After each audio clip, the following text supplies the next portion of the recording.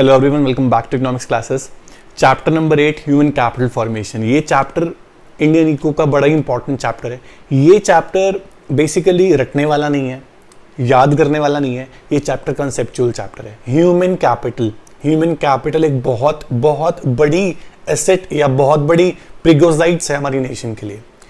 अब human capital आपने आज सुना है। ह्यूमन कैपिटल से पहले हम लोग क्या पढ़ते थे?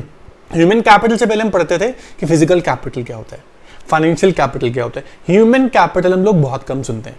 तो आज जो ये चैप्टर है इज अबाउट ह्यूमन कैपिटल। ये पूरा चैप्टर ही ह्यूमन कैपिटल के ऊपर है। What is human capital? Human capital क्या होता है ये तब समझ में आने वाला है जब आपको पता हो कि फिजिकल कैपिटल क्या होता है, फाइनेंशियल कैपिटल क्या होता है।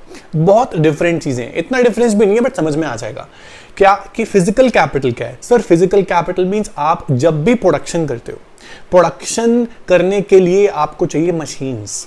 बहुत सिंपल लैंग्वेज में समझा रहा हूं मैं आपको फिजिकल कैपिटल क्या होता है। Physical capital consist of machines, equipments, tools जिससे प्रोडक्शन करने में हेल्प होती है। यस, फिजिकल कैपिटल एक एसेट की फॉर्म में फिक्स्ड एसेट हैं जो आप फिजिकली देख सकते हो, टच कर सकते हो। तो physical capital means basically machines, equipment, tools जिससे और प्रोडक्शन हो सकता है। तो इनपुट्स डालते हैं हम मशीन्स में और आउटपुट बाहर आती है, ऐसा है मशीन्स में। पर ह्यूमन कैपिटल खुद ही एक इनपुट है। कैसे इनपुट है बताऊंगा। फिजिकल कैपिटल के बाद हम आते हैं फाइनेंशियल कैपिटल पे। Financial capital refers to the financial asset. Financial asset means जैसे आप लोग बोलते हो शेयर्स, बॉन्ड्स, है ना, कमर्शियल पेपर, कमर्शियल बिल, जितने भी फाइनेंशियल एसेट हैं वो आपकी फाइनेंशियल कैपिटल है। वो मनी के टर्म में है, मॉनेटरी टर्म में। फिजिकल कैपिटल फिजिकल टर्म में which can be touched and seen. Human capital क्या है? Human capital refers to the stock of skilled, expertise and trained people of a nation at a particular point of time. Human capital means, देखो हम human हैं। देखो human जो होते हैं ना वो दो तरह के होते हैं। एक तो वैसे तो बहुत सारे तरह के होते हैं। ह्यूमन कैपिटल की टर्म में बता रहा हूं कि ह्यूमन, अगर एक इंसान एजुकेटेड नहीं है, टैलेंटेड नहीं है, एक्सपीरियंस नहीं है, ट्रेन नहीं है, एक्सपर्टाइज नहीं है किसी चीज में, उसमें स्किल नहीं है, वो ह्यूमन कैपिटल नहीं है, वो सिर्फ ह्यूमन है। तो ह्यूमन से ह्यूमन कैपिटल कैसे बनता है? जब ह्यूमन पे, आप लोगों पे खर्चा किया जाता है ना, एजुकेशन पे, आपके एजुकेशन पे, आपकी हेल्थ पे, ऑन जॉब ट्रेनिंग पे, माइग्रेशन पे, इंफॉर्मेशन पे, बहुत सारे सोर्स होते हैं ह्यूमन कैपिटल बनाने के। तो ह्यूमन कैपिटल तब बनता है जब ह्यूमन के ऊपर खर्चा किया जाता है। स्पेशली सबसे पहले एजुकेशन होती है। देखो बच्चा पैदा होता है ना, पैदा होने के 3 महीने बाद, 4 महीने बाद उससे सिखाना शुरू कर देते हैं हम कुछ। उसके बाद 1 साल, 2 साल, 3 साल मैक्सिमम बच्चा स्कूल जाना शुरू कर देता है। तो सबसे पहले जब स्कूल जाता है तो उस पर खर्चा करते हैं। किस लिए? कुछ बन जाएगा। तो कुछ बन जाएगा तो क्या बन जाएगा? ऐसा बंदा बन जाएगा कि कुछ पैसे कमा पाएगा। देखो क्या होता है, ह्यूमन कैपिटल बनने के लिए ना उस पर खर्चा करना पड़ता है। और वो खर्चा means expenditure on human capital जो होता है ना, उसके बाद जो रिटर्न आएगा ना आपको, वो बहुत ज्यादा आएगा। मीन्स आज आपकी एजुकेशन पे खर्चा हो रहा है, आप क्लास नर्सरी से आप पढ़ते आ रहे हो, LKG UKG जो भी आपने स्टार्टिंग से पढ़ी है वो पढ़ते आ रहे हो, आप कॉलेज तक पढ़ोगे, ग्रेजुएट हो जाओगे, पोस्ट ग्रेजुएट हो जाओगे। कोई बच्चा कुछ भी करेगा, प्रोफेशनल कोर्स भी करेगा, CA करेगा, CS करेगा, CMA करेगा, एनीथिंग, कुछ भी करोगे आप। उसके बाद एंड में अर्न तो करोगे ना, और जो वो अर्निंग आएगी ना वो होता है रिटर्न। ह्यूमन कैपिटल जनरेट करने के लिए मीन्स जब ह्यूमन पे खर्चा किया जाता है ना, वो तो एक्सपेंडिचर, वो आपकी एजुकेशन पे हो गया। उसका जो रिटर्न आएगा will far exceed than the expenditure. वो बहुत ज्यादा होगा जितना आपने खर्चा किया। आपके पेरेंट्स ने खर्चा किया आपके एजुकेशन पे, मान लो पूरी जिंदगी में आपके ऊपर 5 करोड़ रुपए लगा दिए, लेट, ठीक है। अब जो उसके बाद रिटर्न आएगा वो लाइफ टाइम आएगा, और रिटर्न जो आएगा वो 5 करोड़ से कई ज्यादा होगा। इसलिए बोलते हैं कि लोग ना एजुकेशन दिलवाने के लिए, बच्चों को एजुकेशन देने के लिए लोन तक ले लेते हैं, कर्जे में डूब जाते हैं। तो ये जरूरी है, उनको पता है कि रिटर्न जो है वो ज्यादा आने वाला है, रिटर्न कर देंगे हम लोगों को आसानी से।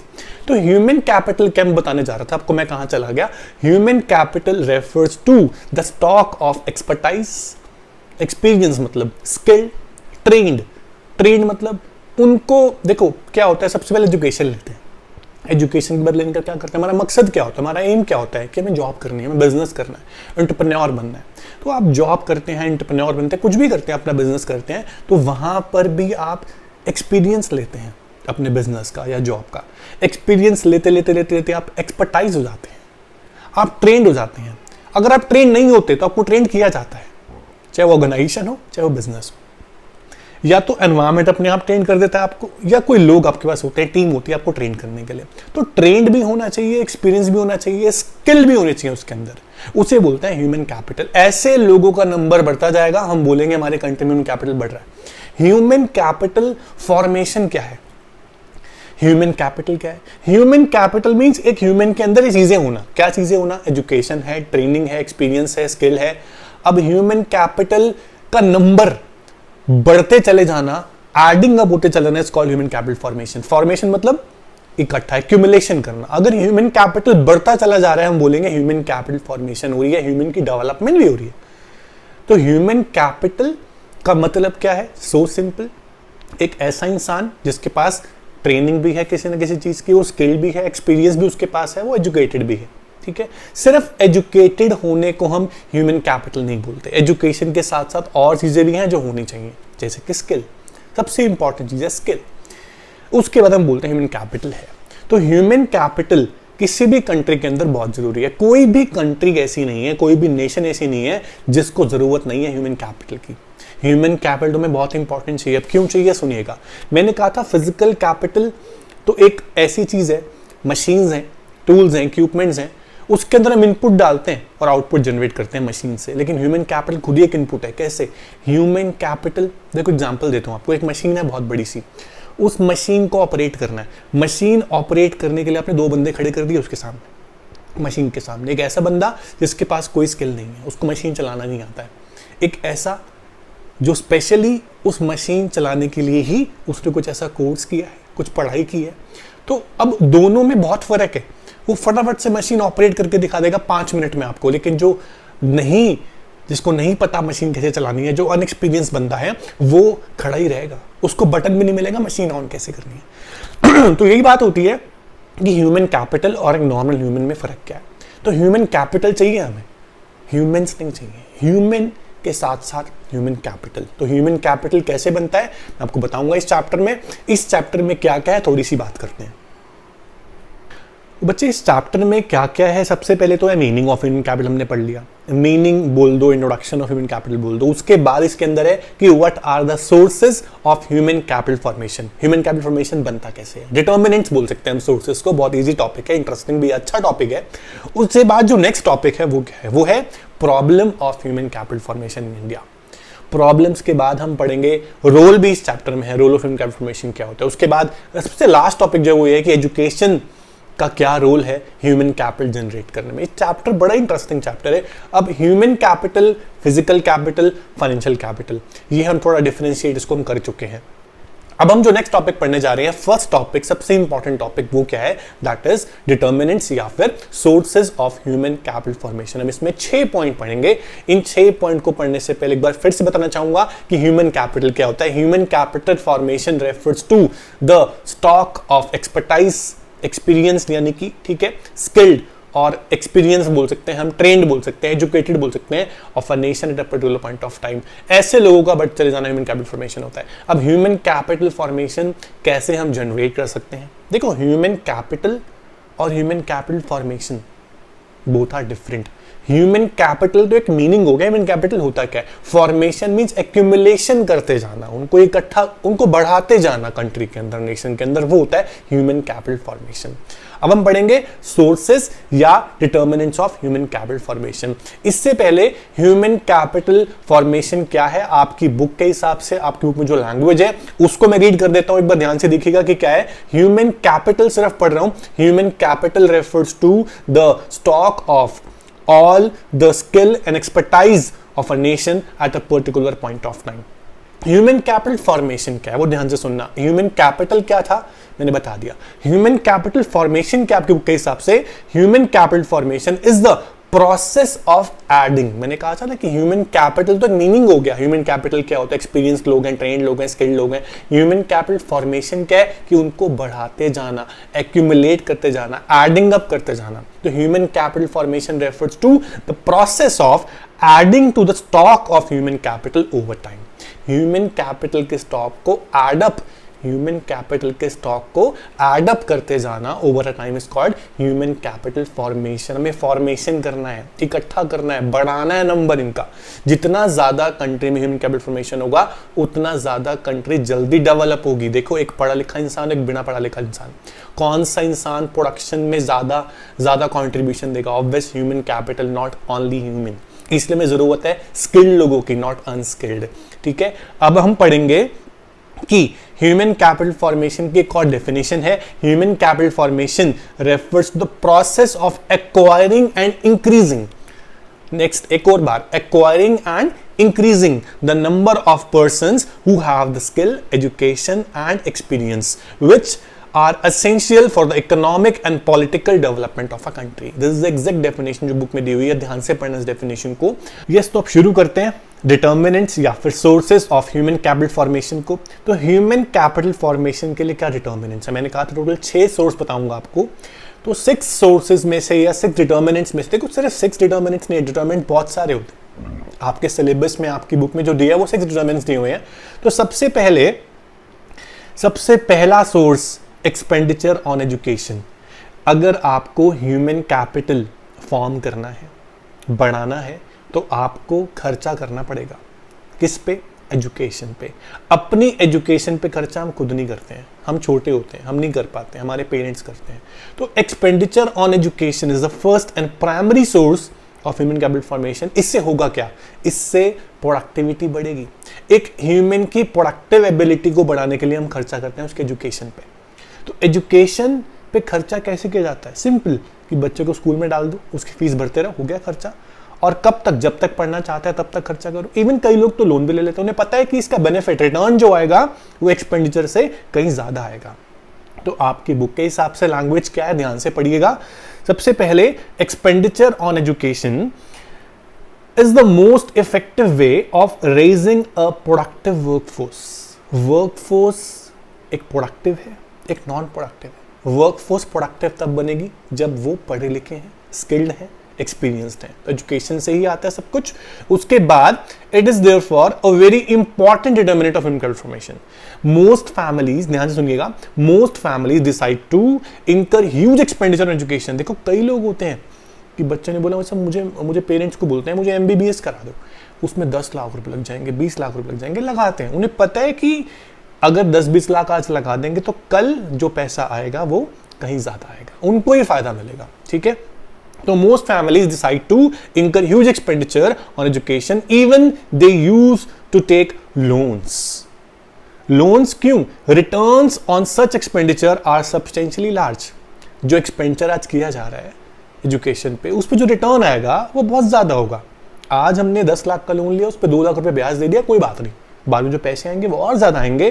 तो education enables an individual to make a good living throughout his life. अगर एजुकेटेड बंदा है तो उसके लिविंग स्टैंडर्ड अलग ही होता है as compared to uneducated people, आपको जैसे पता है।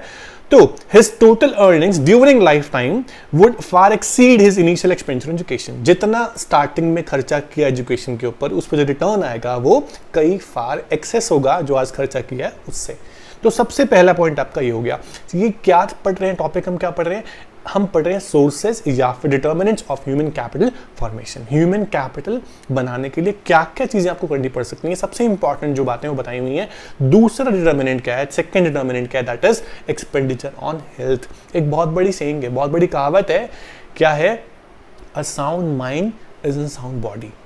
एक अच्छा दिमाग जो होता है वो अच्छी बॉडी में होता है। अगर आपको अच्छा दिमाग चाहिए तो आपकी हेल्थ भी अच्छी होनी चाहिए। ये बहुत इंपॉर्टेंट थिंग है, इसको इसमें आप लिख सकते हो। देखो क्या लिखा है, एक्सपेंडिचर ऑन हेल्थ, सेकंड जो डिटरमिनेंट वो पढ़ रहा हूं, that is a sound mind in a sound body. कह रहे it is an old saying, expenditure on health makes a man more efficient and therefore more productive. मैं simple सा example देता हूं आपको बच्चों। एक फैक्ट्री है, एक प्रोडक्शन यूनिट है जहां पे प्रोडक्शन होता है, वहां पे बहुत सारी लेबर्स आती हैं। मान लो कि वहां पे एक लेबर ऐसी है जो बहुत बहुत बीमार है, सिक है। अब वो सिक है तो वो जो रोज डेली बेस पे प्रोडक्शन करती थी वो लेबर, आज जब वो सिक है तो उतना प्रोडक्शन तो नहीं करेगी, उससे काम ही नहीं किया जाएगा, उसकी हेल्थ अच्छी नहीं है, उसका दिमाग भी नहीं चलेगा। ये मान लो फिजिकल वर्क नहीं है, ठीक है, मेंटल वर्क है, दिमाग वाला काम है, फिर भी नहीं होगा क्योंकि उसकी हेल्थ ठीक नहीं है। तो इसीलिए बोलते हैं कि जब तक हेल्थ ठीक नहीं है तो आपका माइंड ठीक नहीं है, और माइंड हेल्थ दोनों ठीक नहीं है ना, तो काम कैसे होगा। इसलिए ह्यूमन कैपिटल जनरेट करने के लिए आपको खर्चा भी करना पड़ता है, किस पे, हेल्थ पे। अपने खाने पीने पे खर्चा तो बहुत इंपॉर्टेंट है ना, वो नहीं करेंगे तो कैसे बनेगा ह्यूमन कैपिटल। तो एजुकेशन तो ठीक है, लेकिन हेल्थ सबसे प्राइमरी है। तो हेल्थ इज वेल्थ कहते हैं ना, तो हेल्थ पे खर्चा भी is a part of human capital formation. आज आप देखते हो, पहले की बात नहीं कर रहा, आज की बात कर रहा हूं, हर बंदे के पास अपना हेल्थ इंश्योरेंस होता है। क्यों होता है कि यार कल को कुछ हो गया, मेरे पास पैसे तो होंगे नहीं। और आज आप हर मंथली या क्वार्टरली या हाफ ईयरली या ईयरली आप इंस्टॉलमेंट भरते हो ना अपने हेल्थ इंश्योरेंस की। इसका मतलब क्या है कि हम खर्चा कर रहे हैं किस पे, हेल्थ पे, क्योंकि हम ह्यूमन कैपिटल जनरेट करना चाहते हैं। तो ह्यूमन कैपिटल के लिए हेल्थ पे एक्सपेंडिचर भी बहुत जरूरी है। आगे क्या लिखा है ध्यान से पढ़ेंगे। नेक्स्ट लाइन इज, बोल रहा है कि his contribution to the production process tends to rise. अगर एक हेल्दी पर्सन है उसका कॉन्ट्रीब्यूशन ज्यादा होगा प्रोडक्शन में as compared to unhealthy person. He adds more to GDP of the nation than a sick person. बहुत सही लिखा है। Expenditure on health therefore is an important determinant of human capital formation. So simple. तो सबसे पहला point हमने क्या पढ़ा, expenditure on education, which is most important point. उसके बाद नेक्स्ट हमने पढ़ा एक्सपेंडिचर ऑन हेल्थ। हेल्थ पे खर्चा करना जरूरी है अगर आप ह्यूमन कैपिटल जनरेट करना। देखो ह्यूमन कैपिटल का एंड टारगेट क्या होता है, ह्यूमन कैपिटल हम क्यों जनरेट कर रहे हैं, ताकि हम प्रोडक्शन ज्यादा कर पाए। और प्रोडक्शन ज्यादा तब तक नहीं होगा जब तक एक मैन हेल्दी नहीं है। तो health is also an important point. उसके बाद थर्ड पॉइंट क्या है, ह्यूमन कैपिटल फॉर्मेशन के लिए एजुकेशन ही नहीं। देखो एजुकेटेड बंदा है, एक बंदा एजुकेटेड है और दूसरा एजुकेशन के साथ साथ ट्रेंड भी है, उसको ट्रेंड किया गया एक स्पेशलाइज्ड फील्ड में। तो अब ज्यादा रिटर्न कौन देगा, ऑब्वियस जो ट्रेंड भी है। इसका मतलब क्या हो गया कि एजुकेशन ही नहीं, एजुकेशन के साथ साथ ट्रेनिंग भी एक इंपॉर्टेंट पार्ट होता है, स्किल लेना भी एक इंपॉर्टेंट पार्ट होता है। हम क्या करते हैं, हम एजुकेशन के साथ साथ वोकेशनल कोर्सेज भी करते हैं, हम एक्स्ट्रा स्पेशलाइज कोर्सेज भी करते हैं ताकि हम ट्रेंड हो जाए, हमें कुछ नया वोकेशनल सीखने को मिल जाता है कि हम काम कर सकें और अच्छा अर्न कर सकें। सिर्फ education 11th 12th BCom BA करने से कुछ नहीं होता। आज हम एक्स्ट्रा कोर्सेज भी करते हैं, इसीलिए करते हैं ताकि हम एक्स्ट्रा स्किल, हमें कोई ना कोई स्किल हमारे अंदर हो और हम ज्यादा अर्न कर पाए। तो यही चीज है कि एजुकेशन के साथ एक और पॉइंट भी एक्सपेंडिचर ऑन ट्रेनिंग। देखो अब क्या होता है, कई लोग एजुकेशन ले चुके होते हैं, एजुकेशन लेने के बाद वो लोग कहाँ जाते हैं, ऑब्वियस जॉब करने के लिए जाते हैं। अब जॉब में जाते ही आप काम करने नहीं लग जाते हो, वहां पे जहां भी आप जॉब करने जाओगे, इवन किसी भी एमएनसी में, किसी भी नॉर्मल कंपनी में जॉब करने के लिए जाओगे, वहां भी आपको एटलीस्ट 1 वीक ट्रेनिंग तो मिलेगी ना। 1 वीक की ट्रेनिंग आपको किस लिए मिलेगी कि भाई यहां पर ये वाला काम होता है, आपको ये काम करना सिखाया जाएगा, आपका टीम लीडर आपको सिखाएगा। और बिना ट्रेनिंग के आप नहीं काम कर पाएंगे वहां। सिर्फ थियोरिटिकल नॉलेज से कहीं हम काम करने जाएं तो नहीं हो सकता, वी नीड द ट्रेनिंग। तो अब ट्रेनिंग भी कई तरह की होती है, जब आपको तो काम करते करते पूरे लाइफ टाइम ट्रेनिंग मिलती रहती है। अब ट्रेनिंग के बहुत सारे पार्ट होते हैं, आप बिजनेस स्टडीज में पढ़ोगे, on job training, off job training. तो training is also an important factor in human capital formation. तो एजुकेशन के बाद नेक्स्ट पॉइंट जो हम पढ़ेंगे वो पढ़ेंगे ऑन जॉब ट्रेनिंग। तो ट्रेनिंग से ज्यादा सीखता है इंसान, क्योंकि ट्रेनिंग जब होती है ना तो प्रॉपर प्रैक्टिकल होती है। थ्योरेटिकल चीज भी हमने पढ़ ली एजुकेशन में, 12th में पढ़ लिया, बीकॉम पढ़ ली, बीबी, बुक्स बहुत सारी पढ़ ली, पर बुक्स की लाइफ और real practical life they are far different. तो इसीलिए training is an important part. अब आपकी बुक के हिसाब से जो लैंग्वेज है उसे ध्यान से देखिएगा। कह रहे हैं कि on job training help workers to sharpen their skills. जो स्किल्स उनके पास है, मान लिया स्किल्स हैं, लेकिन स्किल्स को और तेज करना है तो ट्रेनिंग तो चाहिए, क्योंकि काम करने के बाद तो लगता है कि मेरी स्किल किस काम आ रही है और क्या मैं यूज कर पा रहा हूं इसका। तो it enable them to raise the level of efficiency. ठीक है, उसके बाद firms are always inclined to undertake on-job training programs because returns far exceed the cost of such programs। अब ये कॉस्ट और रिटर्न की बात कहां से आ गई बच्चे, ऑब्वियस ही बात है, अगर आपको ट्रेनिंग दिलवाई जाएगी तो ट्रेनिंग पे जो खर्चा होगा वो आपकी कंपनी करेगी, और कंपनी खर्चा दिल खोल के करेगी। कंपनी को पता है कि आज मैं एम्प्लॉय पे 10,000 रुपए फूक दूंगी तो कल मेरे को 1 लाख रुपए मिलने हैं, क्योंकि वही एम्प्लॉय जिस पे आज 10,000 रुपए मैं खर्च कर रही हूं वो मेरे को 1 लाख रुपए देगा, मुझे काम देगा। पता है क्या होता है, एक एम्प्लॉय की सैलरी 30,000 रुपए ना, तो कंपनी के लिए कम से कम 5 लाख का काम कर रहा होता है। 2 का भी कर सकता है, 10 लाख का भी कर सकता है, बड़ी बात नहीं है। तो कंपनी को पता है कि एक एम्प्लॉय के ऊपर अगर मैं इन्वेस्टमेंट कर दूं 5,000 रुपए की तो मेरे को 10,000 दे सकता है। तो कंपनी घबराती नहीं है ट्रेनिंग में खर्चा करने से, तो ऑलवेज दे इंकर एक्सपेंडिचर ऑन एम्प्लॉइज ताकि वो उनको रिटर्न दें। उन्हें पता है कि ऑन जॉब ट्रेनिंग दिलवाएंगे। देखो कंपनी बाहर भेजती है, देखा होगा आपने, अब्रॉड में भेज दिया, किसी और कंपनी में भेज दिया, खर्चा भी खुद उठाती है। क्यों? पता है कि इस पे इन्वेस्टमेंट की जा रही है, फालतू खर्चा नहीं। वो एम्प्लॉय के ऊपर इन्वेस्टमेंट है, वहां से कुछ सीख कर आएगा और जब सीख कर आएगा तो रिटर्न देगा। इसीलिए बोलते हैं ऑन जॉब ट्रेनिंग पे खर्चा जो कंपनी कर रही है उसमें रिटर्न आएगा will far exceed than the cost of training. This important point. उसके बाद नेक्स्ट पॉइंट क्या है, ध्यान से सुनिएगा। Next point is study program for adults. अब भाई एडल्ट्स क्या है? देखो हम एजुकेशन लेते हैं, स्कूल से लेते हैं, 2nd class, 3rd class, 4th class, 5th class, 12th class, college भी कर लेते हैं। अब कई लोग ऐसे होते हैं जो इस चीज को लेने से रह जाते हैं, खासकर रूरल एरियाज में। अर्बन में भी होते हैं। तो यहाँ पर क्या है, गवर्नमेंट कुछ एनजीओज में या कुछ अपने ऑर्गेनाइजेशन में स्पेशल प्रोग्राम चलाती है, उसे बोलते हैं स्टडी प्रोग्राम फॉर एडल्ट्स। जो एडल्ट्स हैं अगर वो कुछ नहीं करते हैं, मान लो गांव के लोग हैं, उन्हें कुछ भी नहीं आता, एटलीस्ट उन्हें कंप्यूटर चलाना भी नहीं आता, तो गवर्नमेंट ने प्रोग्राम स्टार्ट किया, भी आज से यहाँ पे कंप्यूटर स्टार्ट किया जाएगा, क्लासेस दी जाएंगी एडल्ट्स के लिए।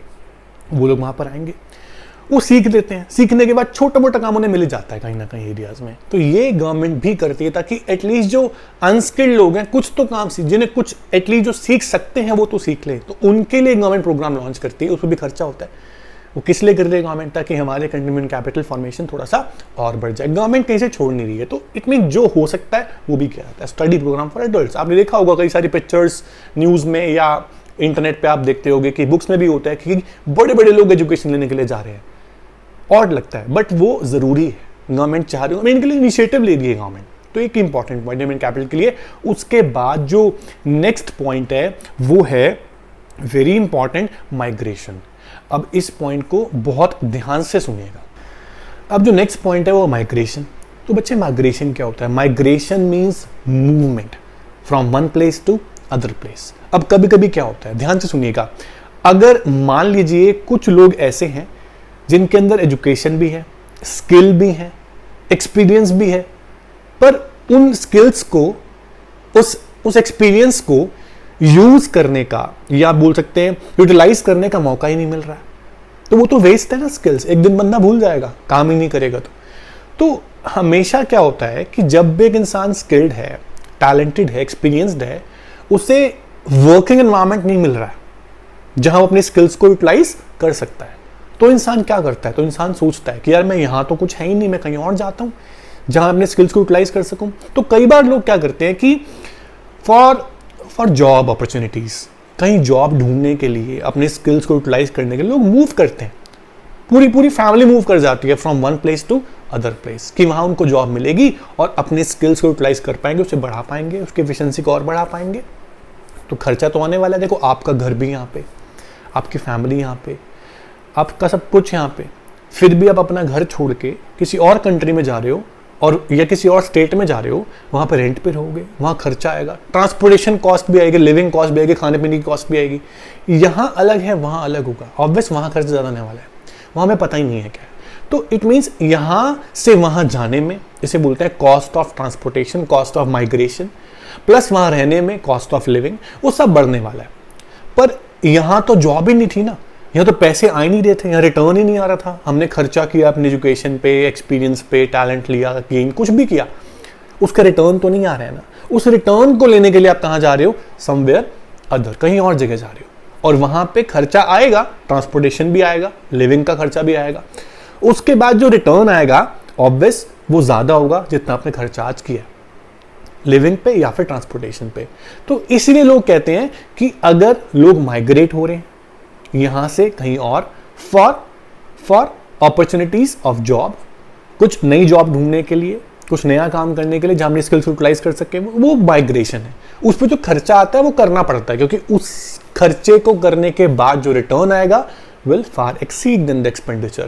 तो इसलिए बोलते हैं ह्यूमन कैपिटल फॉर्मेशन का एक और डिटर्मिनेंट भी है, दैट इज माइग्रेशन। अब आपकी बुक्स की लैंग्वेज क्या कहती है, ध्यान से देखिएगा। सबसे पहली लाइन जो है वो क्या है कि migration contributes to human capital formation, it facilitate utilization of the inactive skills of the people or it's facilitate better or fuller utilization of skills. कैसे?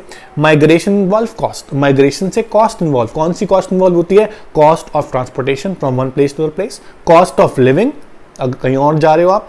अब इसके बाद क्या लिखा हुआ है इसके अंदर कि yet people migrate in search of better job opportunities because gains of migration, ध्यान से सुनिएगा, gains of migration, माइग्रेशन करने से जो फायदा होगा in terms of higher salaries. Higher salary क्यों भाई? यहां तो काम था ही नहीं, अगर काम था तो बहुत कम पैसे मिल रहे थे, लोग कहीं और चले गए जहां उनकी जरूरत है, जहां उनकी डिमांड है और वहां की सैलरी ज्यादा है, वहां स्किल की रिक्वायरमेंट है जो उनके पास है, वहां वो चले गए, उसके जो रिटर्न आएंगे वो ज्यादा होंगे एज कंपेयर जो खर्चा आपका हुआ है वहां जाने में या वहां रहने का खर्चा। तो implying that migration leads to human capital formation through fuller utilisation of their skills. तो इंपॉर्टेंट पॉइंट था, इंटरेस्टिंग पॉइंट था, समझने वाला पॉइंट था कि माइग्रेशन भी जरूरी है ह्यूमन कैपिटल फॉर्मेशन के लिए। देखो, आपको सिर्फ स्किल लेके रखनी नहीं है अपने पास, अपनी स्किल्स को एक्सपांड भी करना है, बढ़ाना भी है। और कब बढ़ेगी? एक चीज को, एक काम को बार बार करेंगे तभी एफिशिएंसी आती है, और वो नहीं आ रही थी लोगों के पास, क्या काम ही नहीं था, उस चीज की वहां डिमांड ही नहीं थी, इस लोग कहां चले गए? बाहर चले गए जहां उस चीज का यूज है, वहां बार बार यूटिलाइज किया, एफिशिएंसी बढ़ेगी, ऑब्वियस बढ़ेगी। इसलिए बोलते हैं migration is also important part of human capital formation. अब जो नेक्स्ट और लास्ट पॉइंट है that is expenditure on information. ये कैसा पॉइंट है सर? इंफॉर्मेशन क्या होती है? जानकारी। कई लोग क्या होते हैं, उनको पता नहीं होता कि मेरे को अब करना क्या। आपने देखा होगा काउंसलर्स होते हैं, काउंसलिंग इंस्टीट्यूशंस होती हैं और बहुत सारी चीजें होती हैं जहां बताया जाता है कि अब आपके अंदर जो स्किल्स है ना, लोग ऐसे इंस्टीट्यूशन भी हैं, ऐसी टीम्स भी हैं जो इंसान की स्किल देखकर बता देती हैं कि आपके लिए बेस्ट क्या रहेगा, आपको क्या करना चाहिए, पर वो फीस तो लेती है ना। तो अगर किसी को अपनी स्किल्स को एक्सपांड करना है, अपनी स्किल को यूटिलाइज करना है और बढ़ाना है, एफिशिएंट करना है, तो वो ऐसे इंस्टीट्यूशन में जाते हैं, फीस भी पे करते हैं। कई लोग एजुकेशन के बाद काउंसलर्स के पास जाते हैं, मेरे को कौन सा कोर्स करना चाहिए, उसके लिए फीस पे करते हैं। क्यों? क्योंकि वो चाहते हैं ह्यूमन कैपिटल बने, ह्यूमन कैपिटल फॉर्मेशन और बढ़े इकोनॉमी के अंदर। तो ह्यूमन कैपिटल फॉर्मेशन बढ़ने के लिए जरूरी है जानकारी, और जानकारी के लिए सिर्फ आपके घर वाले नहीं बल्कि स्पेशल इंस्टीट्यूशंस हैं जो आपको इन्फॉर्मेशन देती हैं रिगार्डिंग योर कोर्सेस, आगे का फ्यूचर, आगे की पढ़ाई या फिर आगे की कोई और स्किल इंप्रूवमेंट का कोई कोर्सेस।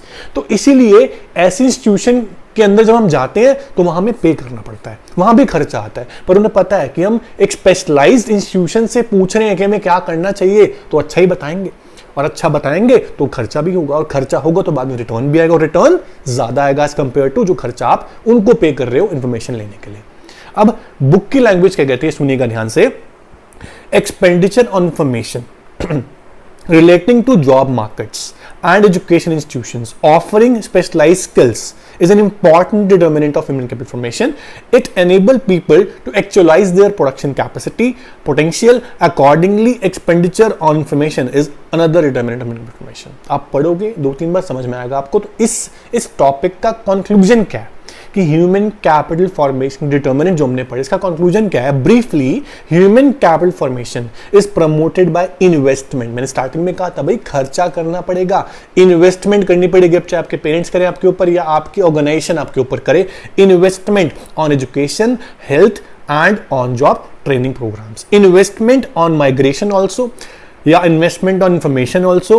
किस लिए? अपने स्किल्स को और स्पेशलाइज करने के लिए और ह्यूमन कैपिटल फॉर्मेशन को और बढ़ाने के लिए, ये जरूरी है। तो ह्यूमन कैपिटल फॉर्मेशन चैप्टर हमने शुरू किया, हमने इसका मीनिंग पढ़ा, हमने डिफरेंशिएट किया फिजिकल कैपिटल में, फाइनेंशियल कैपिटल में और ह्यूमन कैपिटल में। उसके बाद हमने पढ़ा ह्यूमन कैपिटल फॉर्मेशन के सोर्सेज क्या होते हैं, डिटर्मिनेंट्स क्या होते हैं। 6 पॉइंट हम लोगों ने पढ़े, फिर कंक्लूजन भी पढ़ लिया। तो टॉपिक इज वेरी इंपॉर्टेंट। इस चैप्टर को कॉन्सेप्चुअल तरीके से पढ़ना, रटना मत। नेक्स्ट क्लास में नेक्स्ट टॉपिक करेंगे प्रॉब्लम्स या फिर role of human capital formation. आज इतना ही करेंगे इस चैप्टर में। इस टॉपिक को ध्यान से पढ़ो, क्लास देखने के बाद बुक से पढ़ो, नोट्स बनाओ, क्योंकि चैप्टर कंसेप्चुअल रटने वाला चैप्टर नहीं है और ये बहुत काम आने वाला चैप्टर है। तो इतना ही करेंगे आज। Thank you and take care.